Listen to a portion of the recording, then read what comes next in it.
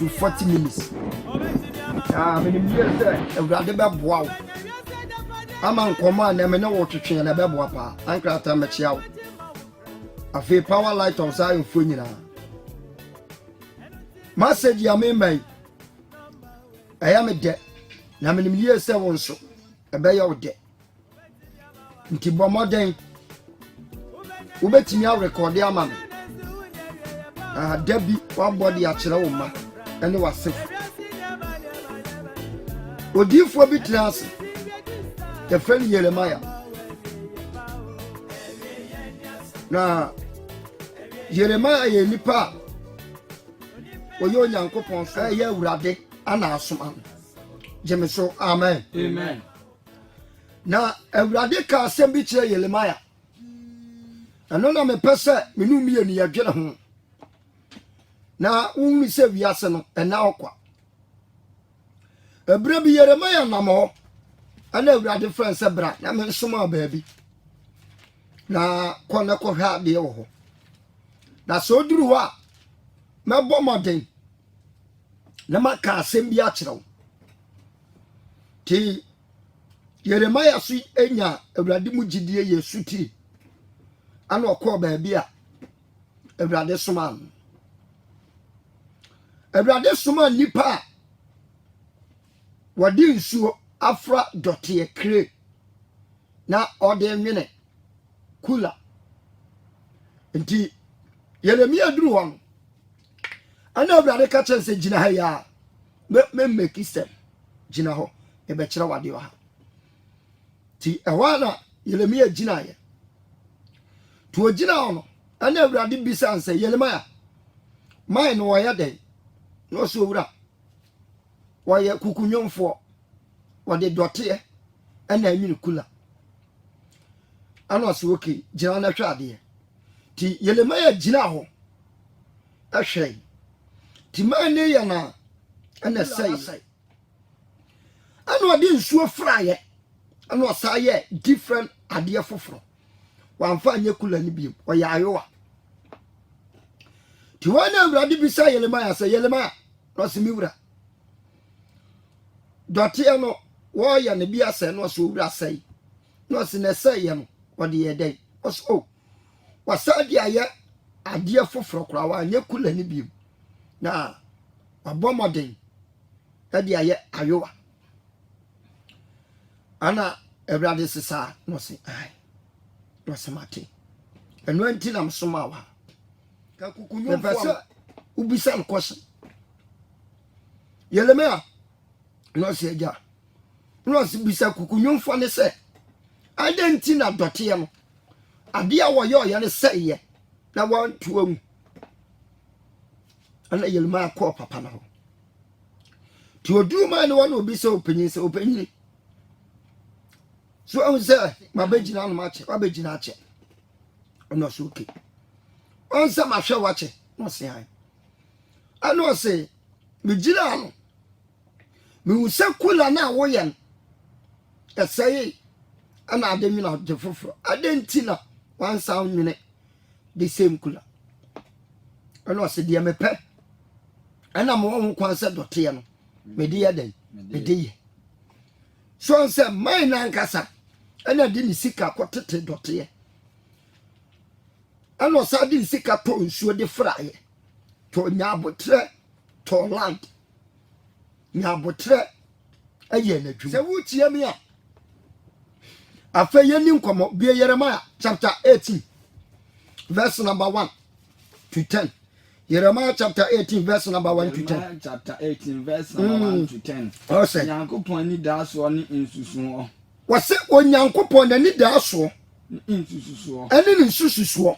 Asɛm a efi Awurade ɛnkyɛn ba Jeremiah nkyɛn nie. Sɔre sa kɔ ɔwɛmfo. Na ma wate nenum nsa. Ɔnwenefo ne fie. Na me sa ne kɔ ɔwɛmfo. Tio na mam wate manum nsa. Ɔnwenefo wɔn ne ɔnwenefo no. Man na Jeremiah kɔto nso ɔyɛ adwuma no. Ɔne nnwomfo no. Gyeme so amen. Amen. Awurade se sɔre ne kɔ ɔnwenefo ne fie. Na meka me nsɛm wɔ hɔ de akyerɛ wo. Nti Jeremiah so yɛ sotie. akwa said the awurade anum asem ye den etie kenkan wase na mesane ko anfo ana mesa ko anfo fie na wale ya na bo na wale ya na bo so edwuma wase na ade a wale ya no asɛe wase na ade a onyomfo no de dote ya ne yen ɛsɛe sa anfo nsɛm dote sɛde onyomfo nsɛm dote ya tie wasane de ade foforo na wasane sa no ɛsɛe no ɔsade kreti ade foforo sɛde ɛten onyomfo no eni so ɛtie ɛwɔ onyomfo n'ani so sɛ ɔbɛyɛ no asekyerɛ nsa number 1 wɔno a wate sika top land no ɛte sika to nsuo no wɔwɔ land no so tumi wɔ nsuo no so tumi ti wɔde afra wie ya na ɛda ne kre na wɔde yɛ kukuo no a kukuo na nso n'ani no ɛsɛ yɛ no ɔsi no me wɔ tumi sɛ saa dɔte wɔ mi sa de ade foforo the Bible says what the different thing. Jemeso amen. Amen. What the different thing. Kura. Me pese numre. Me Martin sembiase. Na walking can ko. 5 ne say. Na Ewlade asamba me nchen say. Okay. Me ntumi nyam Israel fie say. Me ntumi nya Israel fie say wa nwimfo yi. Ewlade asem lie. Asechire say want me say Israel. Onyomfo ne ne awurade no a wotete fam dote de nwini nipa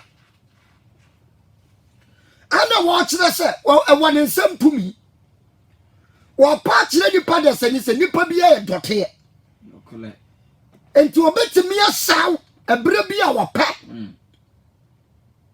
no de aya de fofo jemeso amen amen se wo tie mi na nwumre ya menim de bre kutaw ana minim nipa a woyo wopon wo debre kuta wo ne usi wo a wo ye no police no commander nyina no awurade sa wo ye dote obetimi asel okole e de anwina de foforo sadi awurade nyankopɔ pɛ sɛ ɔne Yeremia kasa na wo kyerɛ na de ne ntino ana ɔde Yeremia kɔ san mai ne fie sɛ wɔnkɔ no wɔnkɔ sua de no mfa nkasa nkyire nipa jemeso amen amen ene nipa de yani ato ye body so de bia meka ewiase amobo me se me hunu bi kura de enne mahu bi enne eye pa akwase ami saata mahu bi me hu bi kura enne enne na me hu se ma bi yase friend Boniface wo NDC man ye nyansafo pa na me ka no church o mu interview na duma TV for interview no asama man ne ka ne say we na wo senka Ghana leaders ni na adi be hwe na nkomo di sua de wo start say wo bobo mi sa ta degree a wo bobo ani ba bia ne governor ne government work a wo wurawura mu nyina enne jemeso de amen wo kira so no ana wadam pam ye ne obi na asa so ande na kwa akosi dem sa ade kire ne asa akoso ansa ade na ba besi abontan eni pe mobo wasi Yeremia wasi masa sa kokunyumfo ne tumi nya dote ne so tumi a ani amia me ye Israel ade nti na me nya dote ne so tumi me ntumi nyam Israel fie me tumi nya Israel fie se onyumfo Ewlade asem nie yesa de dote wasade dote tie awo onyumfo ne nsem ala na mo Israel fie sana Israel fie so tie awo awurade nsem sana nipa bia so ye kremoni so ye nkanka so ye bahai so ye el kristna so ye kristoni so kodi asore so kole that I later they said so come Mozama Bible say we ye dote awo awurade a wanwene wo ensem you are creator obetimi ya so anytime jemeso amen amen obetimi ya sel the proverbs say ose bonefo be say abra ne boni na be say no ne yare ne na mane e beba na no ni eduru so no wasai no ogina ho no wasai no no de aya de foforo je aya osa awurade ni ho a wo de nya abotre na twem nipa bia so a won pen kwaje asem no oso ani e wo nwuram nukule aya se wo preach a obetim ka sai anam de kristo soma chechero ho da kro menim se me masa message we awurade asem ya de chechere ye wo bia wato wo bi akoto akoa wana wa akoa no sutumi jeme so amen okay ka according to Hebrews wa any Ephesians ni Philip wa Bible baka to say wadi ni moja atoya ama na eje nyankopom wadi ni moja ayedan atoya aboden ama na eje nyankopom enti obi a ono ne di ni sika anasa wano ne di le kra atol woni usutumi o usutumi so control ade ani ope jema so amen wasi sane Israel fietie e wa me awurade nsem sabe ne se empofim na mekasa oman ana empofrem wo ana mekasa wo man ana ahenie bi ana sa ahenie bi se metu na madwira na ma sa metu ahenie no madwiri no answer and Ghana ye wo parties bebre abako CPP abako nanka ayi party ye France Kwame Nkrumah agidimpa PNC jemeso amen Dr. Imam enso na no so kodo ahini eba na ahini etu ti so yo ahini na bia wotie me a wo ye sofo na bia tie me wo ye sofo ma me na tie me a ma me ka asem nkire wo sanka fo chapter 3 sa de bia wone mbre wo nyankopon wa sede ya to jemeso amen yewura ma mata mo so ye no ye ntu no Ghana fo ntu no omutu no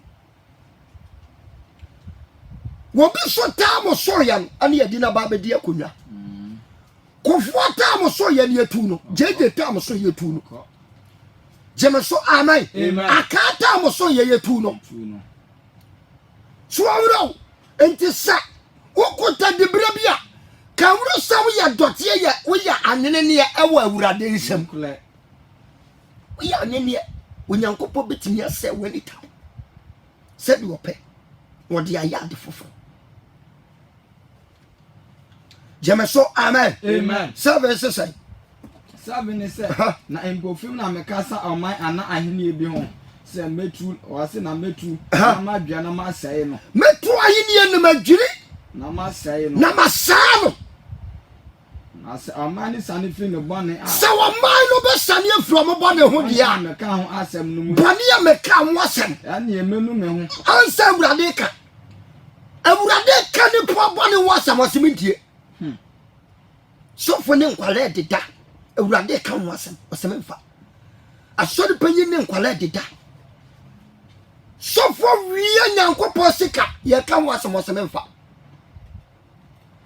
wose sadia me bo mo bone wo kokko ka satira waw jemeso amen meka ho asem mu a ane emenu masa me ho waso anwemfo no odotie so tumi so say no kwa Isaiah chapter 45 verse number 9 Isaiah odi for Isaiah ono su de say ono su nyankopɔ soma Yeremiah ono su nyame soma ne sa ono kro de awurade di ka soma no chen eja Yeremiah because Isaiah baba ye na dwuma wu ko 100 years before asana Yeremiah ba Isaiah 45 verse number 9 ewlade enkun onyankopon wase di onen onwemfo ham di onen onwemfo afatie me wo ya sofo maame a tia mo amosire nku no elpo mo ni padua esesa mo ni ntowi tenten no di onen onwemfo aham ni se Yeremiah ko mai no na no kukunwemfo no na dotie na sore che hey anase kula na sore sa masa ade ni wabubu me obetimi akasa jemeso amen wotumi nkasa adantia dotie ni liano se wo ko se ne masa but yan and then the ono so ye Pentecost ni ye Assemblies ni ye Church of Christ ni no wono ne tumi ko se nyame se awurade adenti na ama me hune tare ho na wo se nka ama ne ye tea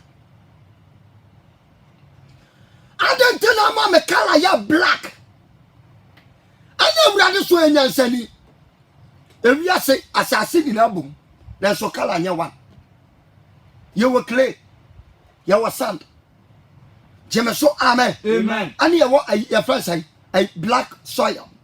Ana meboa. Ani atuntum. Ana wo saba ya sawa ani akoko so ye den. Ewo ho. Ana sa kwa asase ni mu a wo be say na different dot ye foforo ye den. Ewo kukunyomfo no do open wo. So wo se chamfremu chamfre nyomfo aham. Onye awurade kontokwa. Ena mema ni nyame ko ade mema bi ni nyame ko poko ade nte na awurade se wama mani bebrebe egu omachi no no so ya ba ma ni nyame ya mani bie nto afo so edinwi ni bi gu nachi ena obenya ba ma kwase a no so boka ikonro wo benya no so abo mesh wasi ade nte na awurade anya no aba wan sha asomade nte ene ono so sha asomade bema Jemeso amen. Amen. Asha mata de eno timu no sofo bi yes African way wo no sofo no gira timu say yes atade ye sha sofo de kaba pa we nya African way we ma kaba Jemeso amen. Amen. Sadia ye twa ne kom ene ne boso ene ne yem no eye masai ai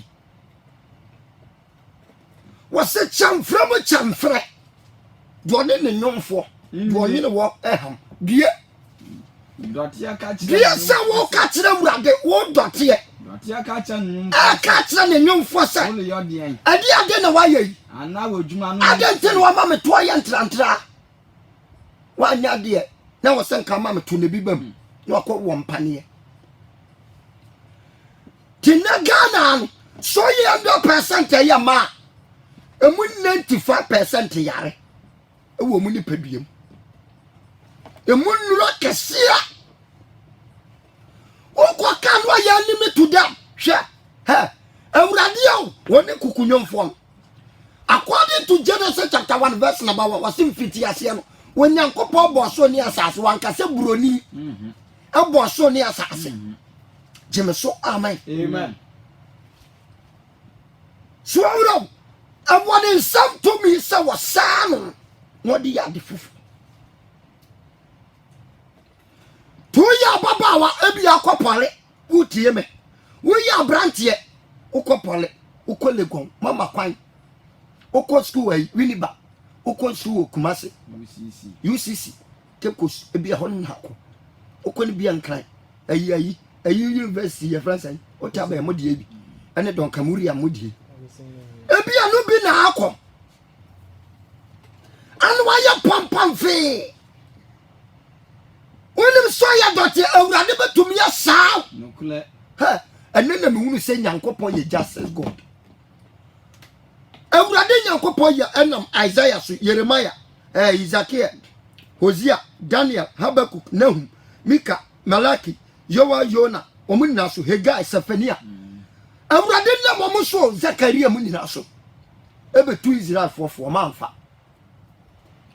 ana awurade sesa ania samanfa mekwa akofo man bia wanya me man na me do ma baba be ya me man enne Israel fo bi pedi omuti ahwewiem ahwehwe onyankopon eso wabetwam